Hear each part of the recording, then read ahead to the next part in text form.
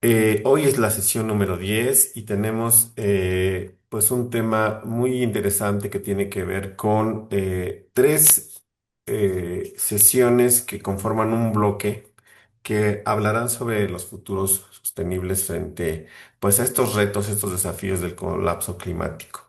Entonces, la idea es abordarlos desde perspectivas que pocas veces he visto que se abordan en los eventos, en las conferencias internacionales, y que tiene que ver con cómo recuperar el saber ancestral de los pueblos de México, de Latinoamérica y del mundo para pues cuestionar estos modos de vida que nos están llevando a una crisis climática, una crisis planetaria. Entonces, tenemos tres sesiones, una basada en el Ekich Kurzlejal y las pedagogías de la buena vida. Ya nos platicará el maestro Pauli de qué trata esto, el significado.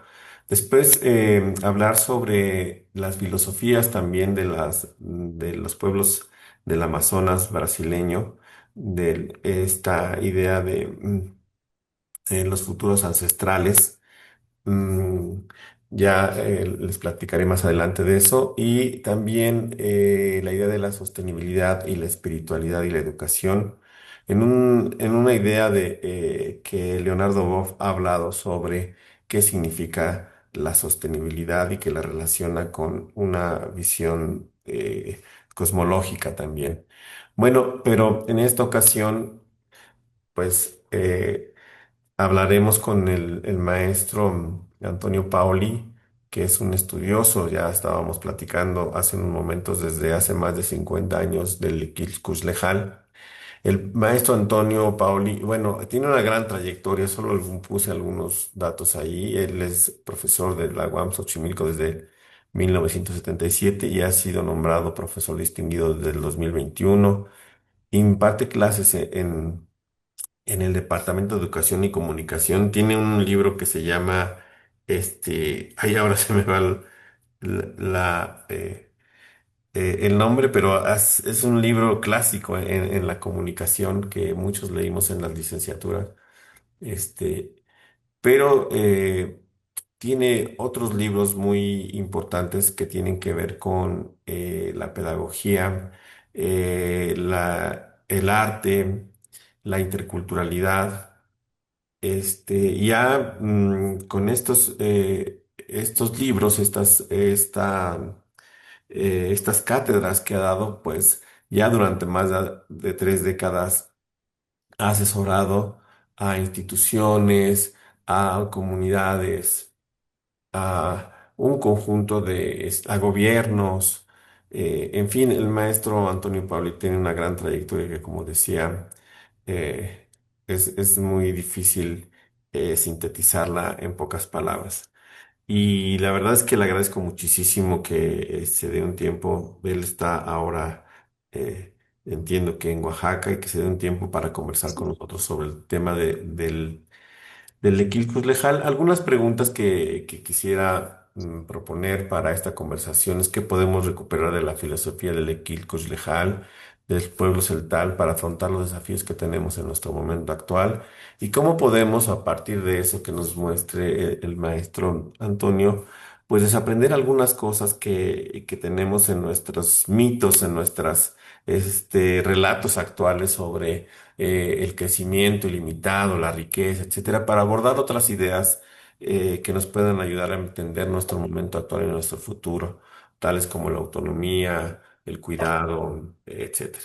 Esas son las preguntas que quisiera dejar, pero también pues darle la palabra sin más al maestro Antonio para que nos comente este, esta filosofía y estas ideas sobre la educación celtal maya. Maestro Antonio, muchas gracias, bienvenido a Muchas gracias por la esta sesión. invitación, es un honor. Eh, pues bueno, el significado suelen traducir o decir que significa la vida buena o el buen vivir en función de los demás.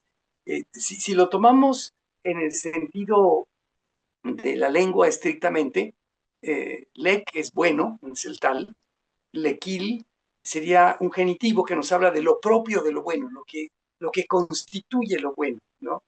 Eh, y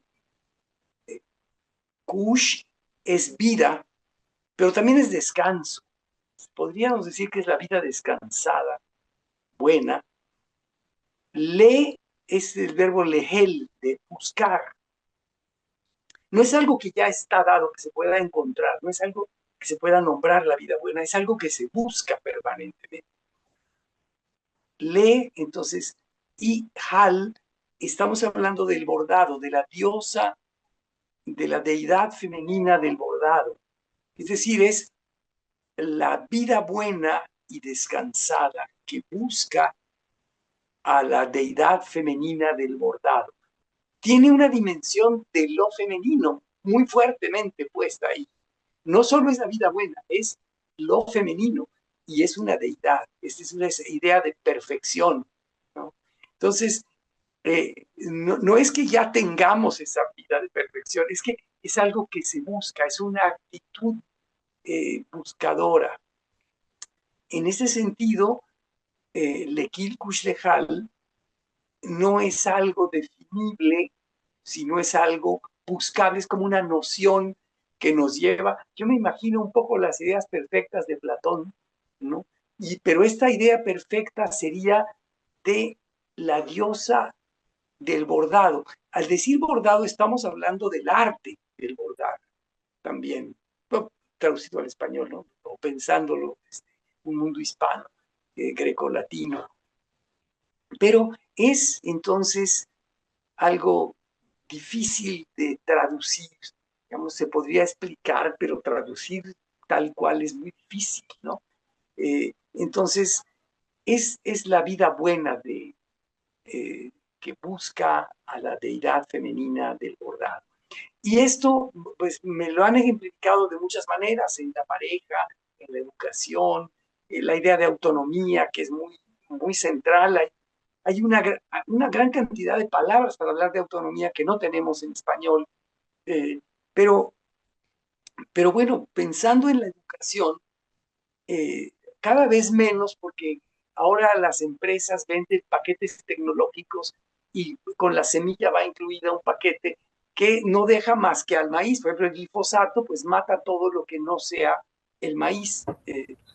Entonces, ya no tiene mucho sentido llevar a los niños a la milpa. Yo me acuerdo, pues hace muchos años, niños de 6 años, chiquititos, con su machetito chiquito, pero imitando a su papá, les darían pues 5 por 5, unos 20, 25 metros cuadrados para que ahí hicieran su milpita. Y eso como lo que Celestín Freinet llamaba un trabajo-juego, porque es trabajo real, pero no deja de ser juego.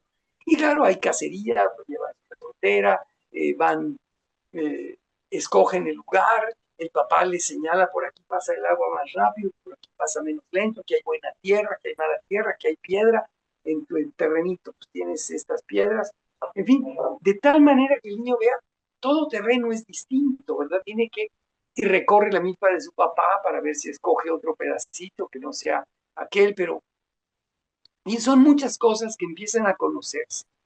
Se conocen de muchas plagas que vienen y de cómo combatirlas, ¿no? Que si se siembra un poquito de tabaco y las víboras ya no se acercan, se siembra un poquito quizá de citronela o ya no se acercan muchos mosquitos. En fin, el niño aprende de las plagas y de cómo combatirlas. Las tuzas, que esas cómo se les hace, pues ahí más bien el papá lleva la escopeta. Pero en fin, y a veces también con la resortera, pero hay que pasar toda la noche ahí espantando a las tuzas. Bueno, pero todo esto significa conocer decenas y decenas de animalitos, saber su clasificación en términos de fechas, en términos de cómo se comportan, en términos de qué hay que sembrar para eliminarlas. Pero entonces el niño está en el proceso productivo real.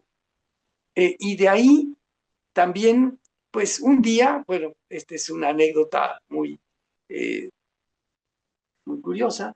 Ahora aquí en Oaxaca acabo de ver muchachos que fueron enseñados así todavía, que hablan celtal, en un restaurante que se llama Taniperla, donde tuvimos la bendición de ir muchas veces, o algunas veces. Bueno, pero es otro tema. El niño llega con la mamá, don Marianita, es una mujer maravillosa, es ejemplo de humanidad ese señor.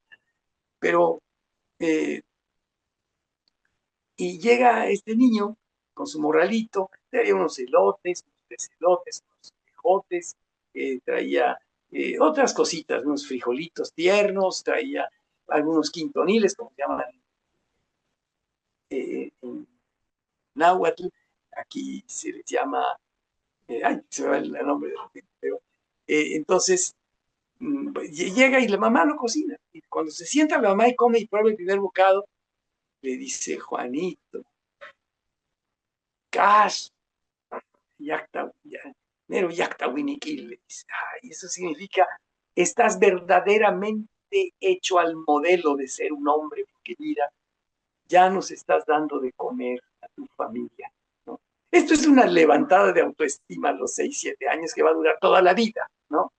Pero hay muchos de estos mecanismos pedagógicos que están ahí que con la llegada de diversas empresas productoras de estas semillas y de estos paquetes tecnológicos, pues ya no se puede llevar al niño a la misma, va a ir a un lugar contaminado, ¿no? Que tiene muchas desventajas además, ¿no? Ya no va a encontrar la variedad de cultivos que había tradicionalmente. La milpa agroecológica, las milpas agroecológicas que trabajamos hoy en día en el Comité de Derechos Humanos al que pertenezco, pues que es el Fray Pedro Lorenzo de la Nada, se siembran por lo menos entre 16 y 20 productos junto con el maíz, ¿no? Y además los que siembra el cielo, las temporadas que traen los pajaritos y se siembran solas, ¿no? Son como una bendición que cae del cielo. Itaj se llama, itajetic, son las verduras estas de hoja verde, pues tampoco se dan y las que se dieran, pues hay que dejarlas porque están contaminadas también. Entonces, se quita el frijolito y el frijol es un fertilizante, digo, no es que ponga todo el nitrógeno que necesita el maíz, pero pone una buena cantidad. Y si se siembra frijol de este que se llama Nescafé, no sé cómo se diga técnicamente, pero se conoce, frijolito que es un nitrogenante fuertísimo. Ese no se come, pero se puede hervir y dárselo a los cerditos y se lo come muy bien. Pero este nitrogenan la tierra de varias maneras, ¿no? Pero eso ya no tiene sentido hacerla. En el paquete tecnológico viene incluido este fertilizante de petróleo que pues, en 4 años ya perjudica a la tierra, ¿no? Entonces, bueno, hay otros problemas como por ejemplo pues, el uso del agua, el sol llega directo y pega en la tierra, entonces se evapora el agua muy fácil, en lugar de ser evapotranspiración, que la planta transpire esa agua y entonces florece, que la hoja que es gruesa de la calabaza tape un poco para que no haya un pegar directo de los rayos del sol en la tierra. En fin, muchas cosas que perjudican seriamente, tanto desde el punto de vista biológico como desde el punto de vista laboral, como desde el punto de vista del trabajo, de continuación de tradiciones y de dependencia económica de las empresas. Pero bueno, todo esto es otro tema que perjudica severamente el equilibrio legal. Pero dice, pues ya no se puede. Ya más tarde el equilibrio legal, dice, no viene el equilibrio legal sobre semillas mejoradas. Dice, más bien dices insertar semillas empeoradas. Pero bueno, esto perjudica la educación, que es de lo que nos estamos ocupando, y también perjudica, pues desde luego, esto se lleva, el agua se lo lleva a los ríos, y también se han acabado ya los camaroncitos que veíamos hace 30 años en toda la ribera, pues se han acabado, ¿no? Yo Perla, me acuerdo, metía uno en la cesta y sacaba por lo menos 3 4 camaroncitos, pero a veces 10 camaroncitos con 5 o 10 puestas metidas de la cesta al río, pues podía uno ya tener la cena lista, algunas tortillitas ahí, ¿no? Y ya está. Pero todo eso se acabó, el niño ya tampoco puede ir a cazar, a pescar peces o a camarones, o tampoco los puy, los caracolitos, son puy, ¿no? Entonces, bueno, la educación se ha ido transformando también por estas tecnologías y por muchas otras cosas. comunicación, en fin. Pero hay una pedagogía que queda todavía allá, de la que se nombra y que son elementos claves del equipo Shtejal, ¿no? Este buscar la vida buena, descansada, que nos ofrece la diosa femenina del bordado, la deidad femenina del bordado. Estamos hablando de algo que es al mismo tiempo ética y obra de arte, es ética y estética, digamos. No se puede hablar de la ética sin hablar de la estética, por lo menos en este contexto del Ekil Kushtejan. Porque, por ejemplo, que uno dice Akash Tuchbil, verdaderamente bonito, bello. Tuch es lo recto, así como también se habla del badazo que va recto, ¿no? Tuch. Eh, Tuj y Bil es lo que está bien hecho, como la cochinita pibil, igual en Maya de Yucatán, ese Bil es bien hecho, ¿no? Entonces, Tuj Bil es lo que está adecuadamente hecho en términos de rectitud. Y rectitud, igual que en español o parecido al español, significa ética, significa buen comportamiento, quien es recto. Tugbil, lo bonito es lo que es recto, lo que está confeccionado, pero ese bil significa que alguien lo confeccionó, significa un actor que confeccionó. Por tanto, nosotros somos los que confeccionamos lo que es recto. Y esto es, desde luego, una perspectiva ética y una perspectiva estética al mismo tiempo. Y no puede ser, nada puede ser estético si no es ético.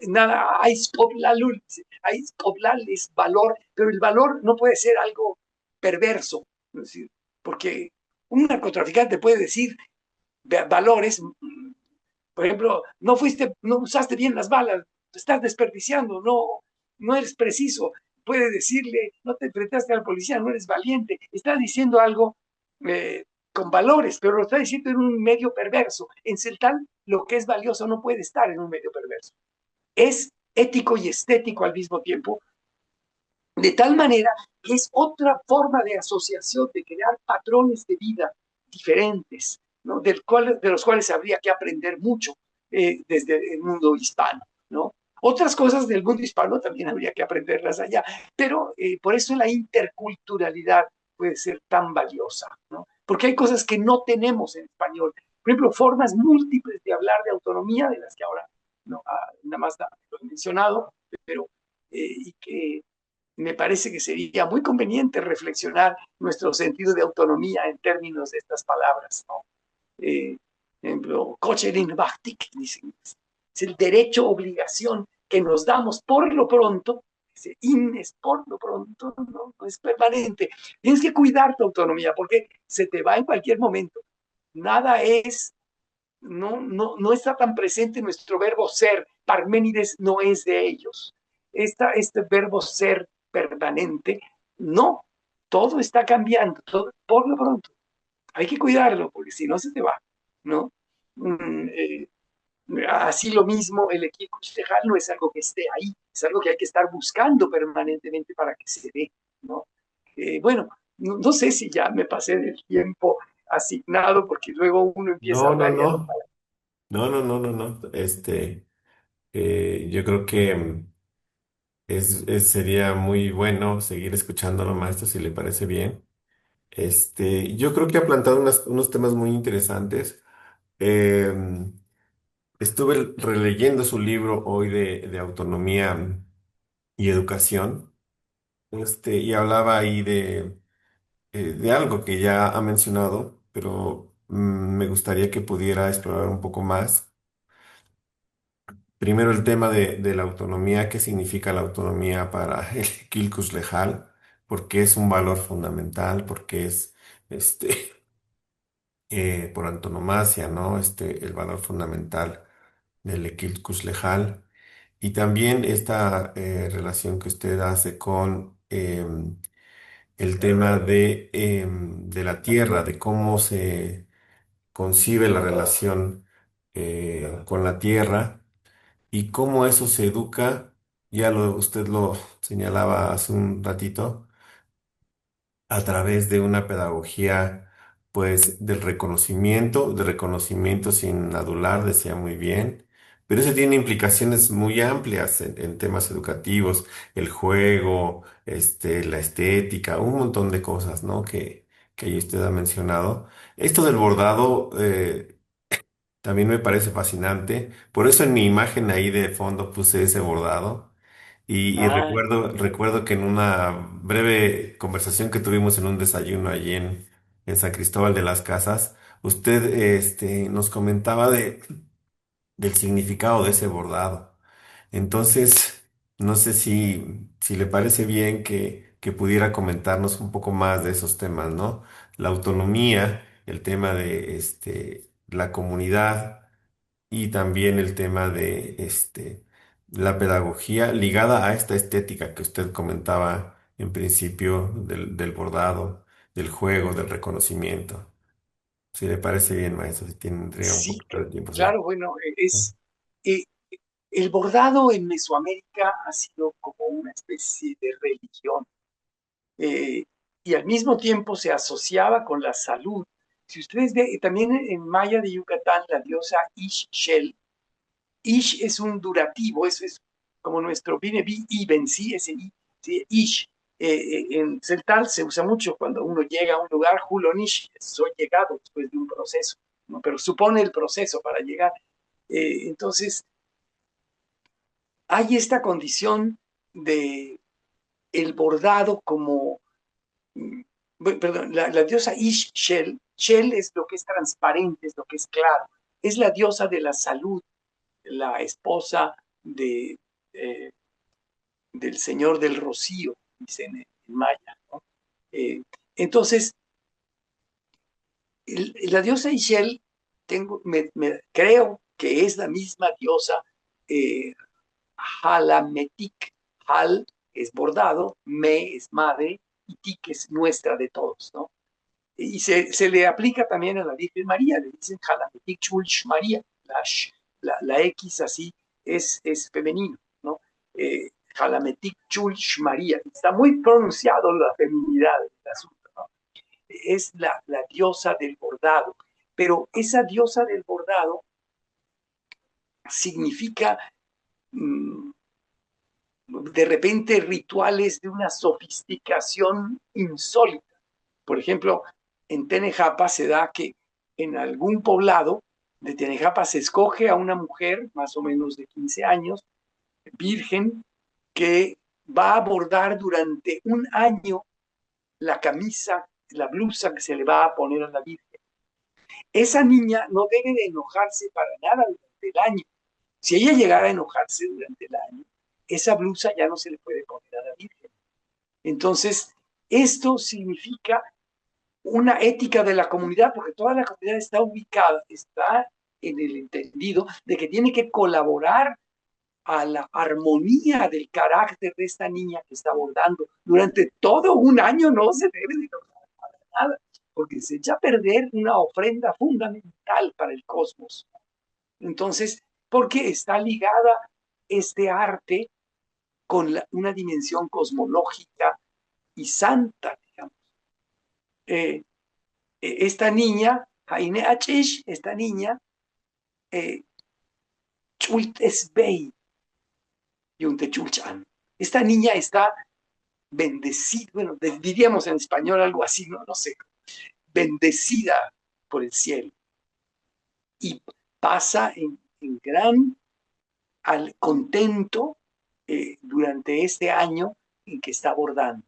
Y hay una responsabilidad comunitaria, la armonía, que es la realización de un arte del bordado, pero también es un arte del manejo del carácter y esto es un acto religioso superior.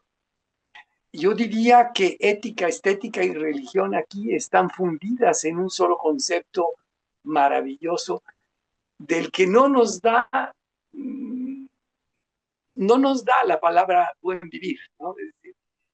Es sí, porque además eh,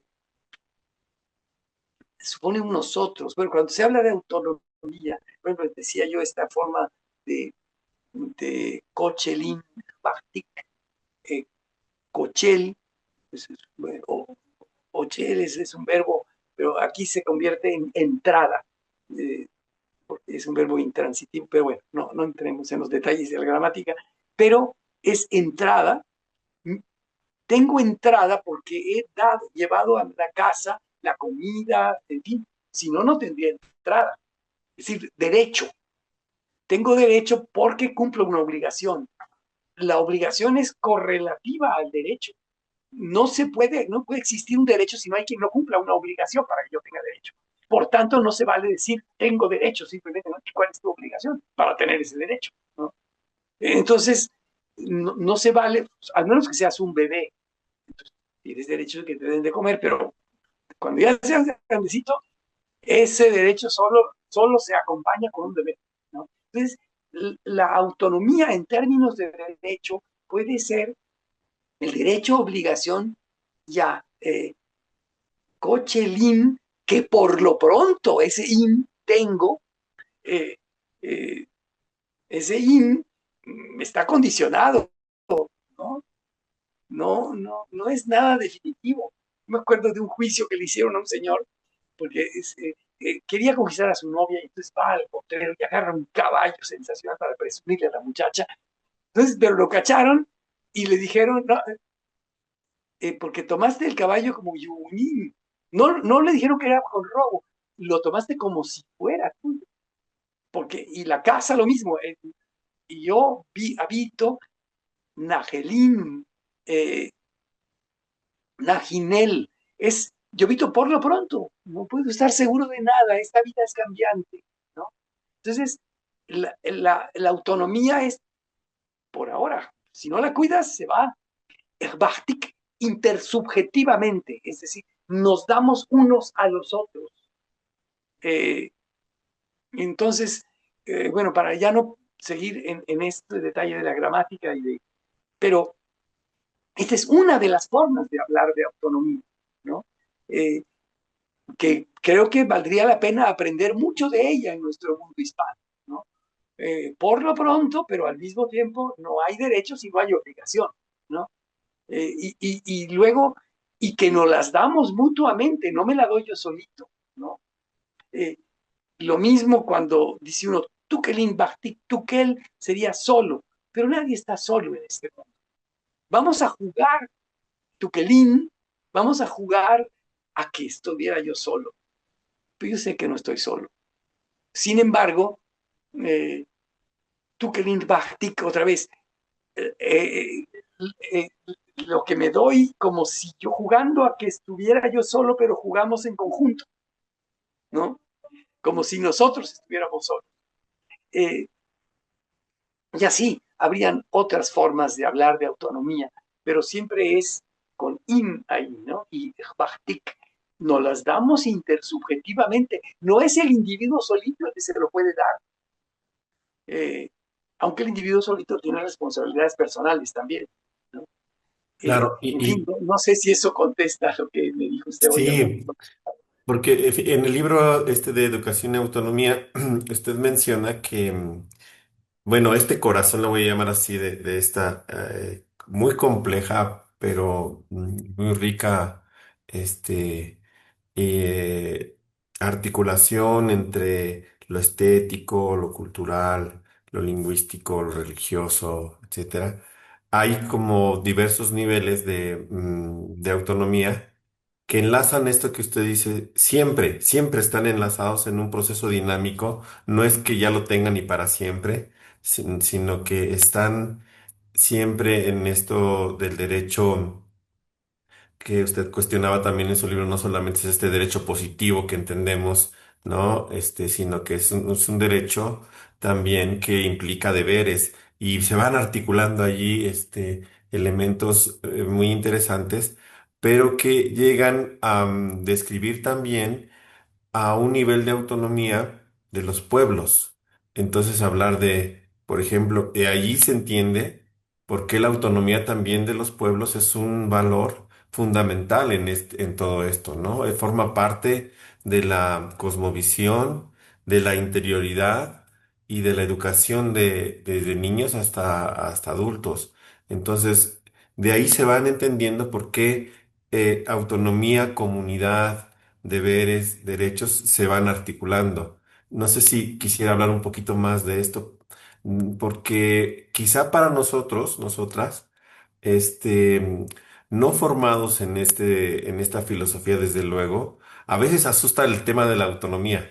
¿Cómo vamos a mm, decir que somos autónomos, ¿no? De este derecho positivo, constitucional, de este Estado nacional, etcétera? Pero no sé si quisiera un poco explicarnos la riqueza de esta idea de autonomía comunidad y por qué a veces resulta problemático entenderlo para quienes no conocemos esta filosofía, este lenguaje, este celtal maya.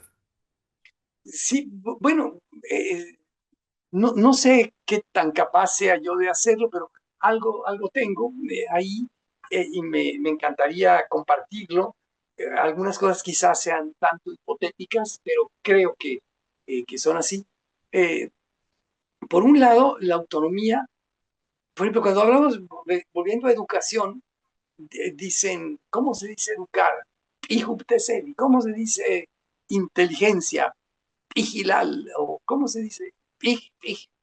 Este pi es un adjetivo numeral. La figura gramatical de adjetivo numeral no la tenemos en castellano.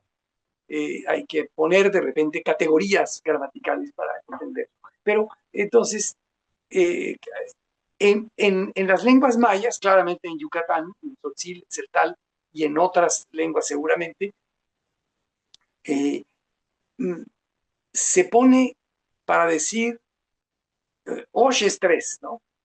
Eh, tres naranjas, Osh, eh, pis, pis, ese es piso, alashash. Osh, eh, pero cuando se dice eh, tres lagunas, Osh, Pam, Ha, eh, o Pamalha, eh, eh, aguas planas, ¿no? Laguna. Osh, cuando se va a hablar de una semilla, se dice pi, con una P explosiva así. Pa, pa, pa. Este Osh pi me habla de una semillita de maíz, de frijol, algo que va a germinar. Entonces, para decir eh, inteligencia, se dice eh, pi.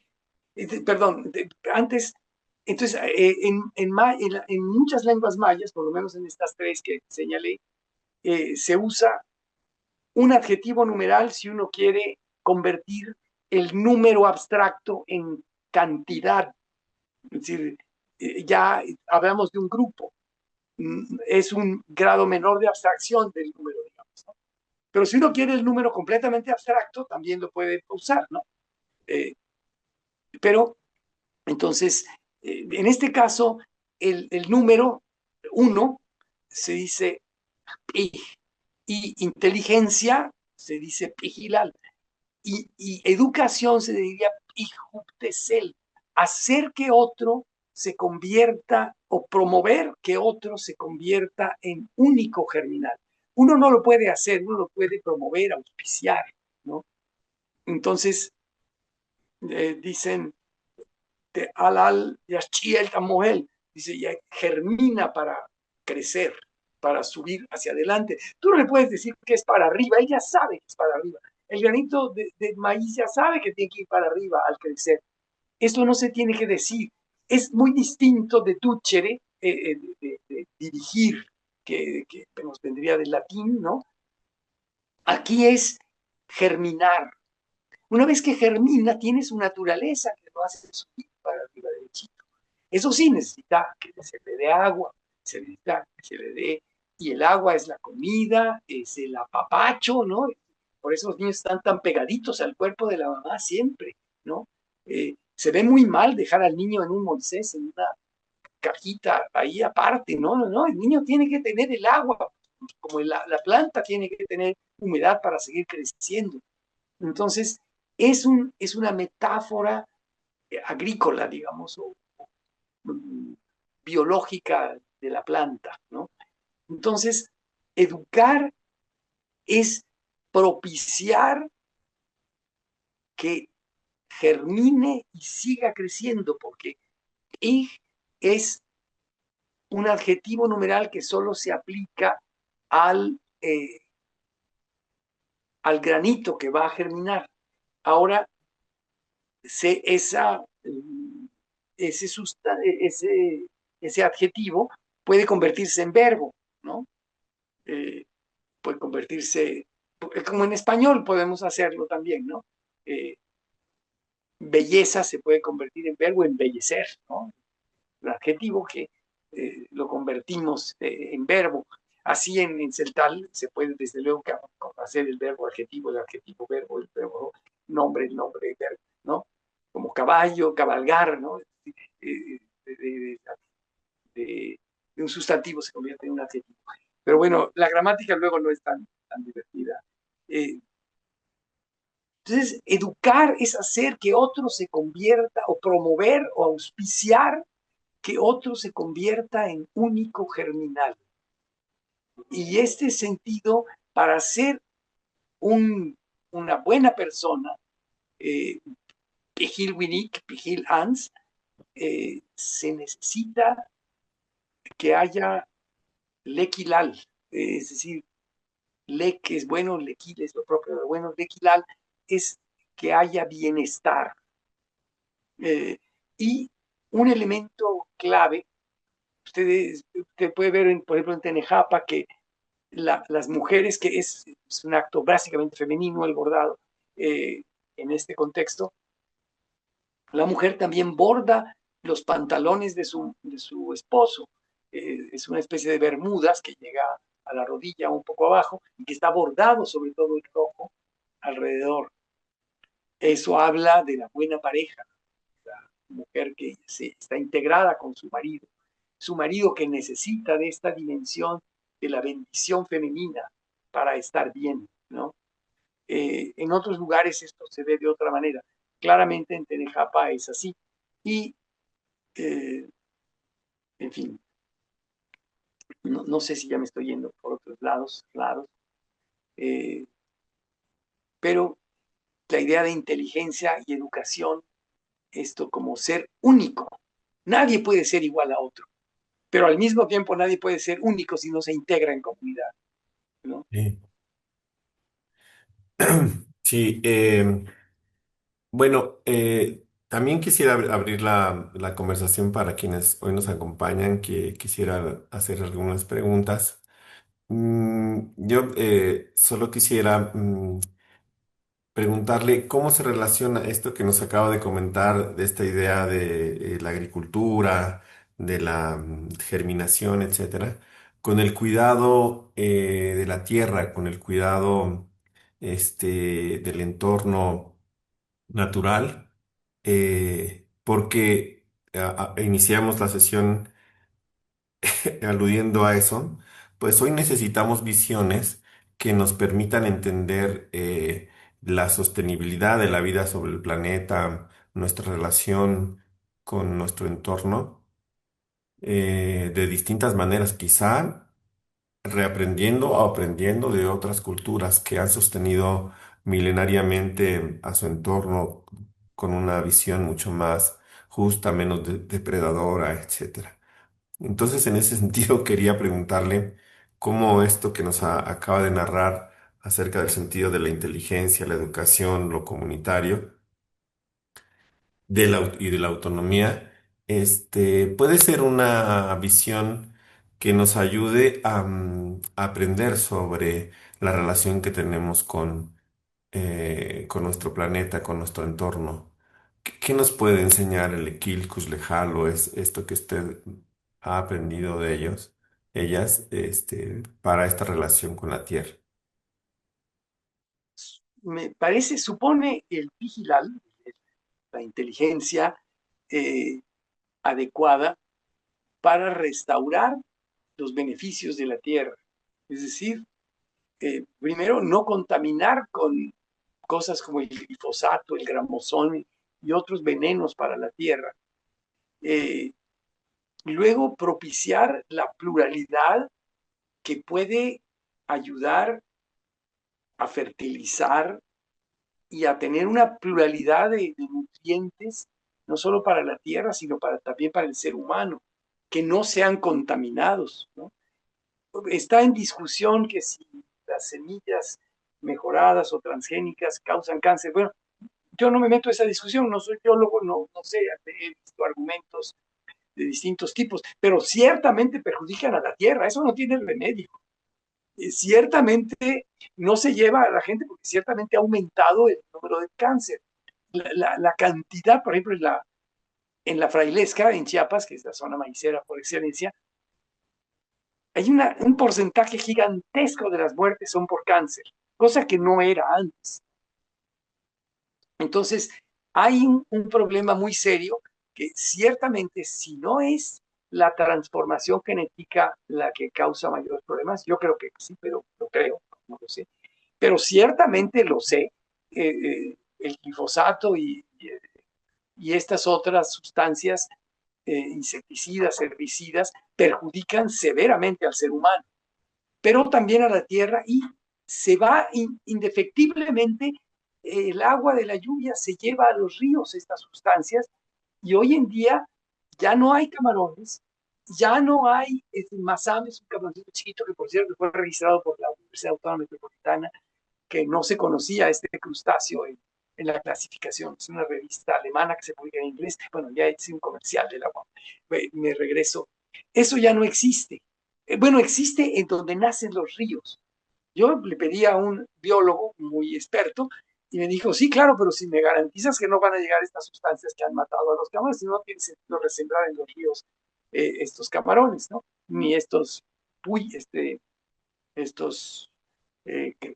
ay, caracolitos, ¿no?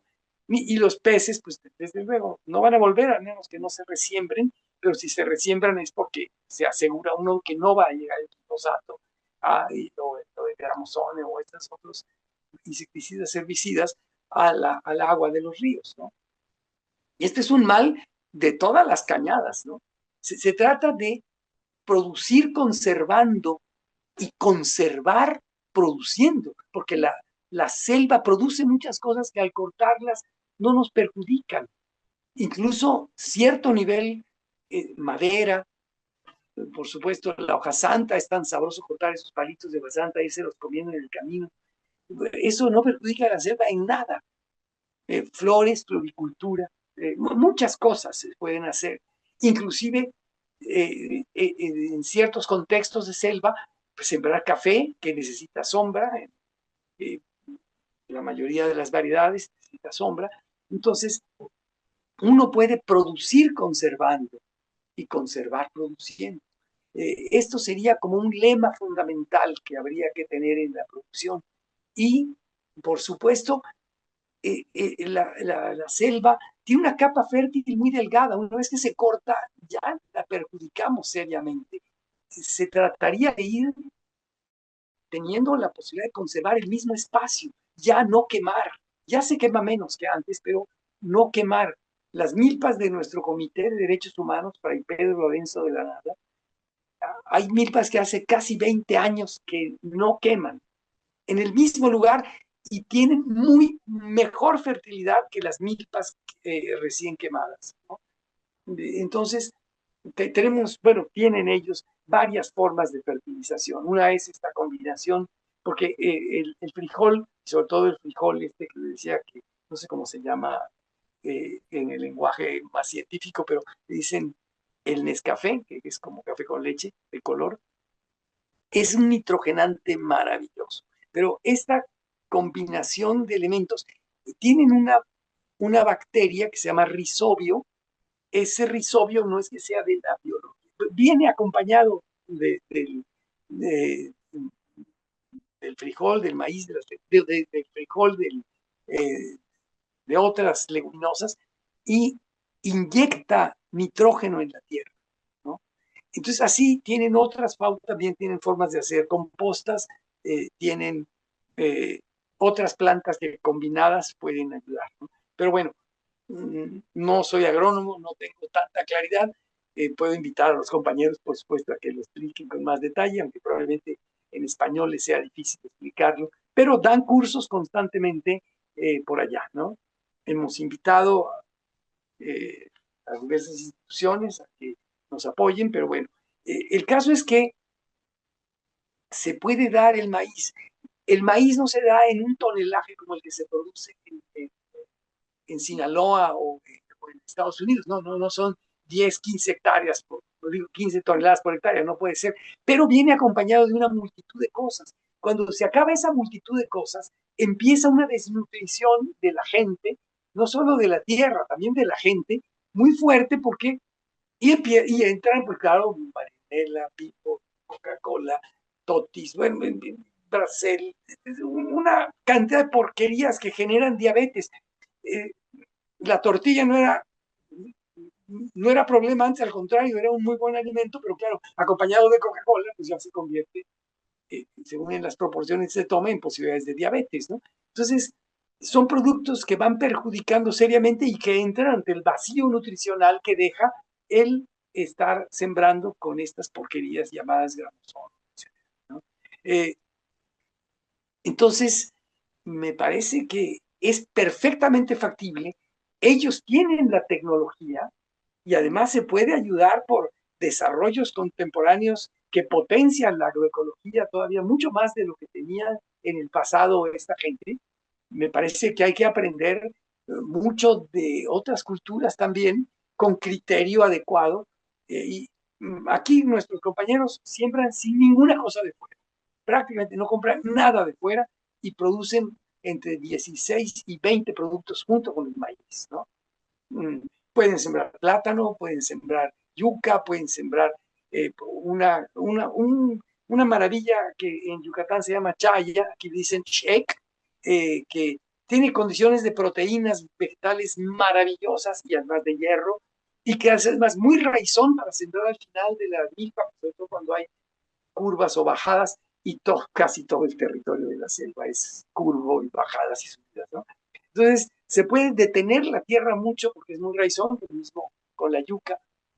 Eh, y otros productos, por supuesto, varios tipos de chile, jitomate, frijolito, varios tipos de frijol, además de que se haga un frijol a la parte, pero y esto permite tener un policultivo vitalizante que da muchas dimensiones a la nutrición humana y donde no se necesita comprar estas porquerías que vienen del vacío nutricional que hace. Bueno, y por otro lado, la dependencia del gran capital que se hace brutal al tener que comprar cada año la semilla, ¿no? Y además, si uno quiere usar semillas de otros años, pueden hacerle una demanda fuerte y meterlo a la cárcel, ¿no? Es decir, se trata de una introducción de un mundo ajeno que en muchos lugares, en Japón está prohibidísima la entrada de estas empresas, ¿no? En Hungría se han quemado cosechas enteras que vienen de ahí. Pero bueno, en México todavía no se han podido tomar estas decisiones. Eh, ojalá y pronto se tomen.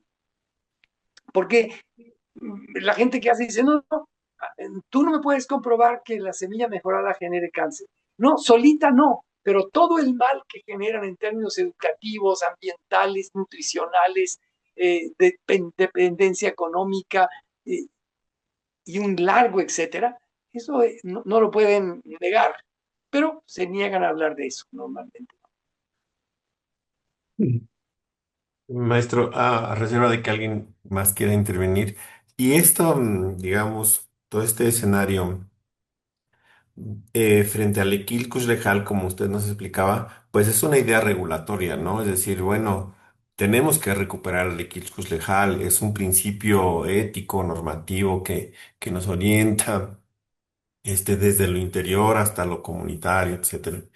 Em, se siente una especie de amenaza o de riesgo hacia el futuro, es decir, que esta posibilidad de tener una vida buena esté en riesgo, se siente eso entre los pueblos y, y si es así, ¿cómo, cómo enfrentar ese futuro complejo con las fortalezas que usted siempre menciona en su libro y me gusta mucho eso que usted dice, esa idealización que es necesaria, ¿no? No una idealización ingenua, sino una idealización necesaria de los valores fundamentales de la cultura celtal maya para enfrentar los desafíos, para recuperar esa vida buena.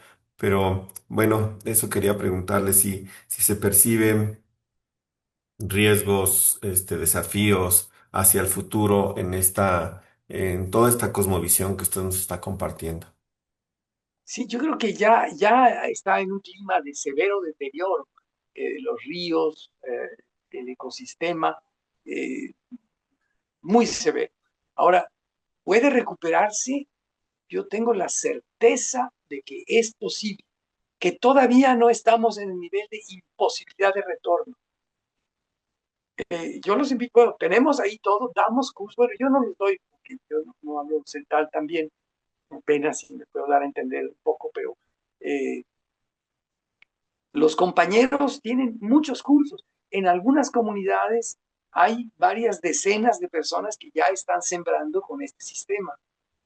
He ofrecido a compañeros de distintas organizaciones y del Estado, por supuesto, que les podemos dar cursos, no solo de la milpa, también del traspatio, compañeras que pueden dar cursos. Hay una compañera que tiene más de 100 productos que, que explota comercialmente todo el año sin problema, ¿no? Cerca de Ocosingo. El otro día decía, bueno, las flores de mayo, cuando las niñas ofrecen en la iglesia flores de mayo, yo llego con mis flores de mayo, que las tengo listas, y vendo mis flores de mayo. Y las naranjas, me salgo a la carretera y pongo mis cubetas de naranjas y me las compran. Nada más no me pongo en curva para que no haya problema. Y así van diciendo cosas, y perejil, y cilantro, y epazote. Y hay un mercado donde solo pueden vender mujeres indígenas en Ocosingo, y entonces va y ahí vende sus plantitas, ¿no? Eh, 100 plantas al año produce esta mujer en su traspatio. Es impresionante. Yo tengo algunas fotos de aquello, pero, y ella no habla español, pero, y ella es una militante del Comité de Derechos Humanos. Ella puede tranquilamente, y otras compañeras, explicar cómo hacer el traspatio. No, o sea, no solo hablamos de la milpa, sino también del traspatio, ¿no? Y cómo este aprovechamiento no solo es un bien nutritivo, también es un bien ético y estético, porque una ética fundamental es proteger la vida, ¿no? Y esto es clave en la perspectiva celtal, ¿no? Pues chamotic. Si no hay buen vivir, si no hay vida buena, pues ¿qué le vamos a hacer? Nos morimos, ¿no? Dirían. Entonces, me parece que, bueno, no sé yo ya si me fui por otro lado, pero eh, No, no. creo que es perfectamente factible. Este biólogo me decía, podemos resemblar el basame. El basame es el camaroncito este que registró la UAM como crustáceo, ¿no? Que no existía en los catálogos de los crustáceos. Bueno, ¿se puede resembrar? Claro que sí, porque está todavía en los yacimientos donde nace el agua. Ah, pero pues, ¿cómo, ¿para qué lo sembramos si sigue habiendo estas porquerías que se compran en estas empresas, ¿no? Y compañeros que la siguen comprando, porque es más fácil cultivar así, ¿no? Es contaminantes, todo, pero pues ya se olvida uno del trabajo del porear, como dicen ahí, que es el chaporear, quitar la hierba mala. Es una chamba fuerte, es quizá la chamba más difícil, más dura del año, y esa se la ahorra uno eh, con estos herbicidas y insecticidas, ¿no? Entonces, pero también desconoce uno ya la variedad de plagas, la variedad de animales, y desconoce uno decenas y decenas de sistemas de vida que potencian la realidad para convivir sanamente, ¿no? Además, no tienen facilidades para el mercado. Pero una cosa que están sembrando muchos los señores es en medio de la misma y se da re bien. Un compañero de repente, en un cuarto de hectárea que tiene, eh, se le dieron 60 piñas, ¿no? La familia las puede comer 60 piñas, pero vendieron en la comunidad más de 50 piñas, pues a 12 pesos, 15 pesos, 10 pesos, mucho más barata que en Ocosingo y sin necesidad de ir hasta allá, porque son 4 horas de viaje para ir a Ocosingo. Entonces, pues beneficia a la comunidad y beneficia a la familia que pudo tener pues sus 1,000, 1,500 pesitos de esas piñas, ¿no? En la milpa de un cuarto de hectárea. Y así como la piña, muchísimas cosas, ¿no? Eh, la malanga, el esto, el camote, la papa, muchas cosas. Y todo esto, pues, se da en cantidades mayores a las que necesita una familia. El maíz se da más o menos en los términos que se come la familia, una familia de 5 personas, de 6. Pero a veces se puede vender tantito también.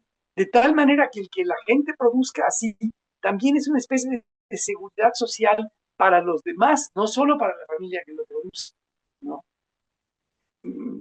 La, la chaya, que es un portento desde el punto de vista nutritivo, pues, y además de que protege a la milpa, evita un poco la salida de la tierra, eh, pues todo esto ayuda comunitariamente y ayuda al medio ambiente, ¿no? Es producir conservando, no solo conservando la vida de la selva, también conservando la vida de la gente, de la comunidad. Y bueno, Sí, este sí, el muy bien, la maestro. Creo que agricultura. no sé si alguien de quien está acá. Ah, Gina, por favor, adelante. Muchas gracias. Bueno, pues antes que nada, pues muy buenos días, muchísimas gracias, maestro Paoli, de verdad, por compartir toda esta sabiduría. Y a mí realmente escucharle me lleva a muchos lugares distintos, pero en este momento pensando justo en la siembra, pensando en esta idea tan profunda de proteger la vida. eh, Inmediatamente me voy al tema del tiempo, porque hoy, o sea, cuando pensamos en estos saberes comunitarios, en estos saberes de los pueblos originarios, es este respeto a los ritmos, a los tiempos de cada cosa, de cada proceso. Y hoy pareciera que vivimos en las grandes ciudades como esta acelerados todo el tiempo, o sea, con este concepto de la inmediatez, de la aceleración.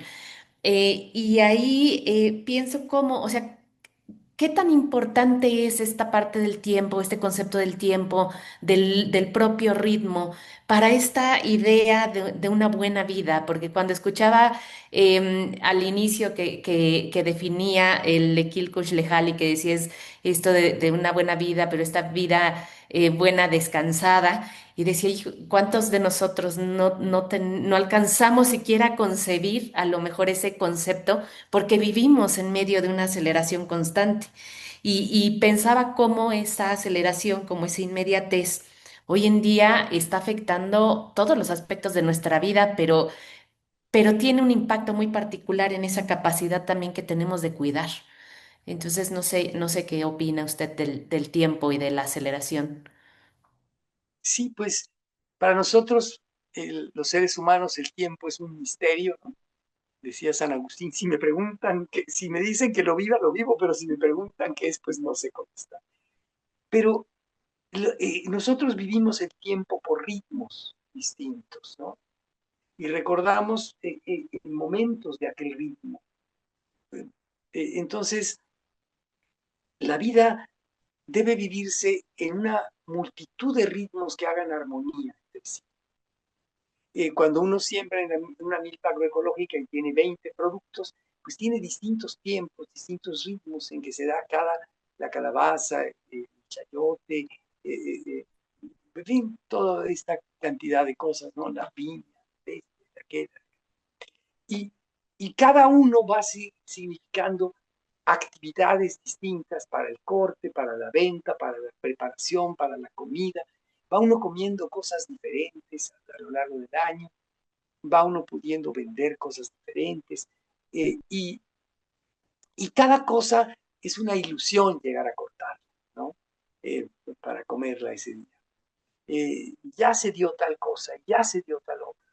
Entonces, hay una armonización de multitud de tiempos que se integran y toda esta armonía de tiempos empieza a perderse con las semillas, dicen que mejoradas, pero yo creo que son empeoradas.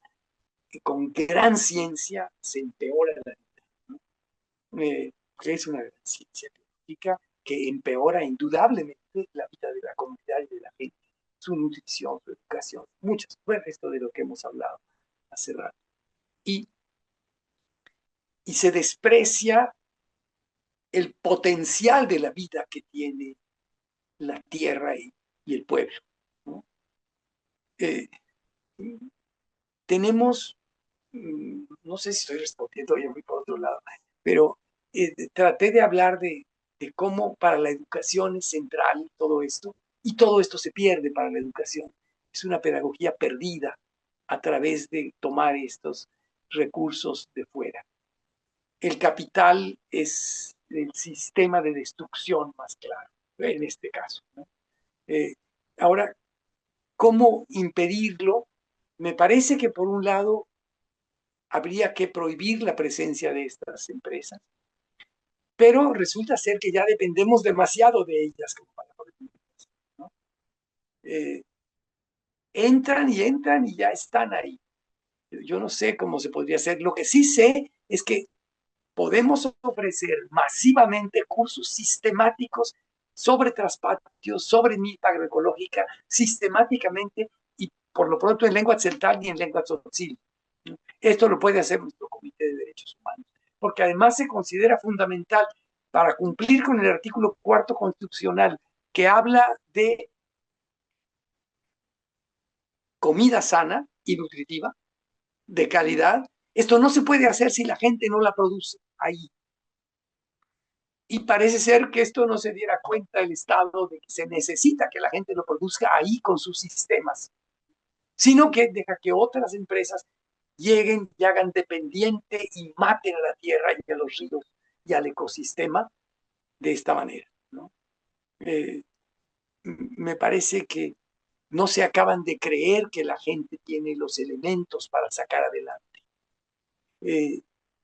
Me parece que no ha habido la suficiente comprensión de la interculturalidad, porque Europa ha producido grandes cosas, tomó claro de la India su astronomía, de China muchos inventos, la pólvora, el papel, la brújula, tomó de los árabes unas matemáticas maravillosas, el álgebra en particular, y claro, pero ha potenciado todo aquello. Tenemos que aprender mucho de todo aquello, desde luego, pero han absolutizado ese aprendizaje.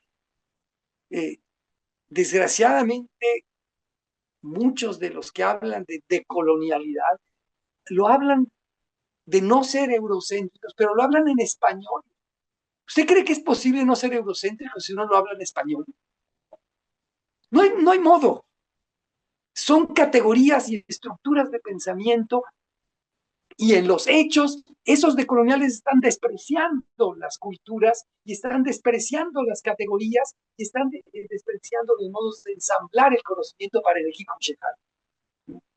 Y parece que no voltean para allá. Decía una vez Boaventura dos Santos, es que la interculturalidad supone el constante mejoramiento en la capacidad de comunicación entre las culturas. Sí, pero además, una pregunta, ¿cómo? Y ese cómo tendría que responderse no en términos europeos, tendría que responderse en las lenguas y en las estructuras y en las costumbres y en los sistemas educativos. También para que tengamos esto que se ha llamado muy acertadamente un diálogo de saberes.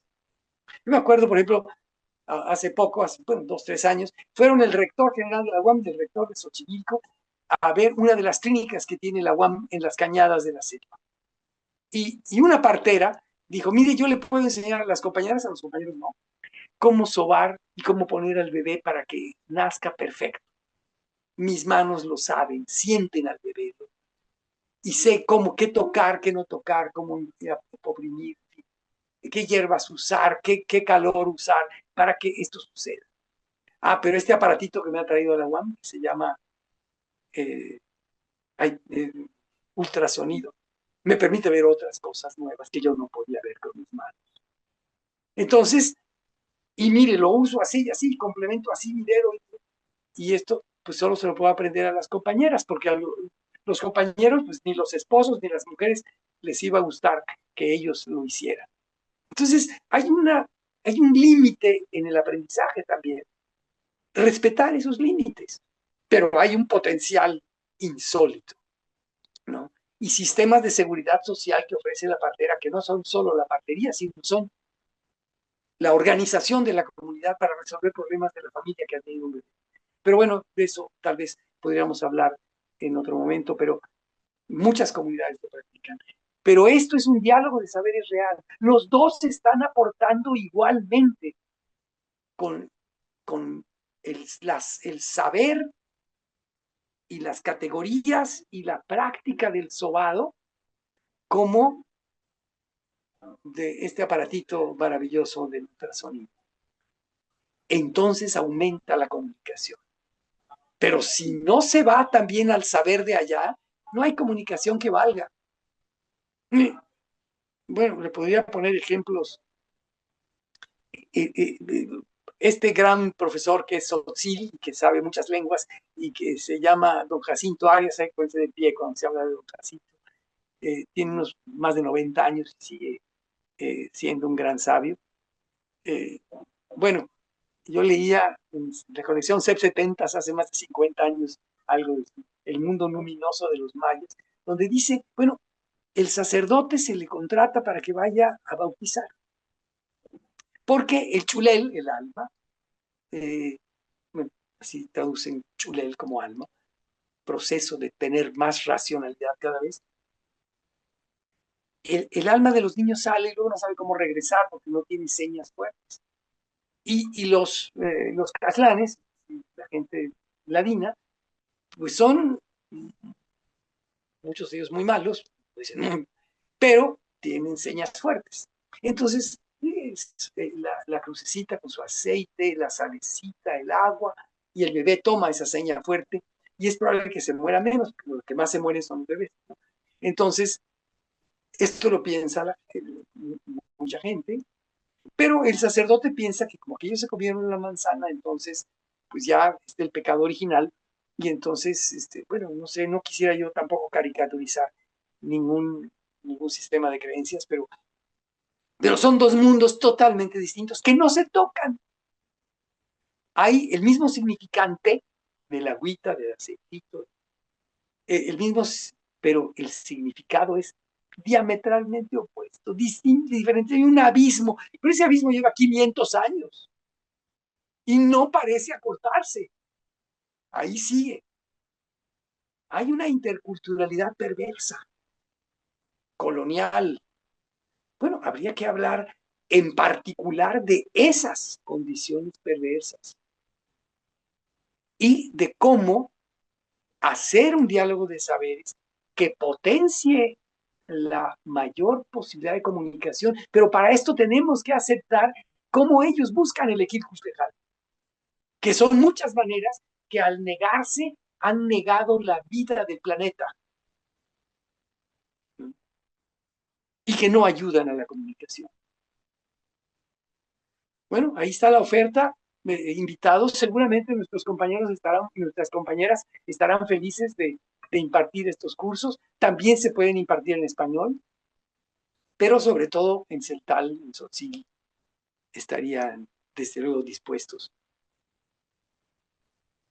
No sé Sí, si se me pasó la mano, si dije menos, si dije más, pero si no, por favor, pregúntenme y sí, a lo mejor puedo responder. sí, sí, muchas gracias. Tere, adelante, por favor. Hola, buenos días. a todas, qué gusto saludarles. Pues interesantísimo, ¿no? Lo que se está comentando. Originalmente tenía pensado decir algo más, pero esta última intervención del maestro Paoli sobre, pues, una crítica al planteamiento descolonizador, creo que es muy provocador. Es inevitable tomar la provocación. Em, yo coincido mucho porque pues ha habido pues un esfuerzo importante, ¿no? Por comprender y traspasar los límites de coloniales o de esta propuesta. Creo que ha sido muy importante. La verdad es que la aportación desde Aníbal Quijano hasta ahora Dussel y otros, especialmente pienso en Juan José Bautista, eh, creo que nos alertaron sobre mucho. Creo que abrieron una grieta importante, especialmente en las universidades, para dejar de pensar el mundo, la teoría, la construcción del conocimiento, etcétera, como se había venido haciendo. Creo que la tarea de denuncia que han hecho ha sido fundamental, pero efectivamente tiene grandes limitaciones, ¿no? Y esas limitaciones han sido señaladas por los propios pueblos. Eh, quienes dicen, bueno, pues todo eso va muy bien, pero acá nosotros nadie nos entiende porque no hay una apertura como para comprender desde dónde y cómo vemos y cómo vivimos el mundo nosotros, ¿no? Por eso es que ahora la comunalidad cuestiona mucho esta idea de la descolonización porque dice, bueno, le han hablado al mundo de la academia, le han hablado al mundo del saber o a la política, pero a los pueblos no. Y no nos hablan justo porque no nos hablan en nuestro idioma, ¿no? Se sigue pensando, por ejemplo, en pueblos indígenas, no se habla de naciones, no se habla de la diferencia que hay entre las diferentes comunidades. Hay pueblos que se asumen indígenas, otros que no, ¿no? Los mapuches dicen, nosotros no somos indígenas, somos mapuches, no somos aymaras, aunque los bolivianos tienen más flexibilidad, ¿no? Ellos sí dicen, bueno, pues si como indios nos conquistaron, como indios nos vamos a emancipar y no tienen tanto este problema de lenguaje, digamos, o de nomenclatura. Pero hay otros, ¿no? Que se asumen con el nombre originario. Pienso en la nación Comcac, que ha sido pues tan maltratada y que tiene una capacidad de resistencia muy fuerte al norte del país y que tiene sus propias formas, ¿no? Y esto lo menciono porque los esfuerzos pues que afortunadamente se han ido haciendo cada vez más notables, yo pienso que no es que antes no existieran, sino que ahora los notamos más, que tiene que ver con una educación más territorializada, ¿no? Es decir, a partir de los elementos propios, construir qué significa saber, o redefinir qué es saber, qué es conocer y cómo se enseña, cómo se aprende, cómo se transmite, cómo se construye colectivamente. Y esa educación territorializada, pienso, que tiene ejemplos muy interesantes, pensaba en dos, además del que nos ha propuesto el maestro Paoli, sí el de la comunalidad en Oaxaca, pero también pensaba en los añús, en la filosofía añú de Venezuela, que tienen una forma también muy peculiar de comprender una cosmovisión muy interesante. Y hay un filósofo añú que se llama José Ángel Quintero, que para mí es como lo más avanzado que hay en términos de sistematización de cómo se aprende, ¿no? Algo que nosotros le llamamos metodología, pero él le ha llamado el camino hacia nuestro saber y tiene cosas interesantísimas, ¿no? El documento que yo le conozco como tres, pero uno particularmente es un tratado de metodología, ¿no? Con sus propias palabras, con sus propias, con sus propios referentes y los principios de donde parte la forma de aprender y de conocer. Entonces, por ejemplo, a mí uno de los principios que se me han quedado así más encarnados es el principio de el todo vive. Y entonces los añús dicen, si todo vive, entonces todo merece consideración. Y no puede tratarse nada de la naturaleza como simplemente una cosa que se puede usar y transformar para beneficio de los seres humanos, ¿no? Y ese principio yo creo que es básico para relacionarnos con el mundo de otra manera, ¿no? Es dejar de ver recursos, así nada más como recursos que están afuera y que yo me apropio, y que aunque pues puede ser que sí nos resuelven muchas cosas cuando se utilizan eh, irracionalmente, y esto quiero decir irracionalmente, más bien como, o desde la racionalidad occidental, sí ha traído franca devastación, ¿no? Entonces, es un texto muy bonito, ahorita se los pongo si quieren aquí en el chat para que lo consulten, y que además también pienso que valdría la pena mucho buscar a José Ángel, que además es un hombre muy generoso, siempre está dispuesto a dar su palabra y todo.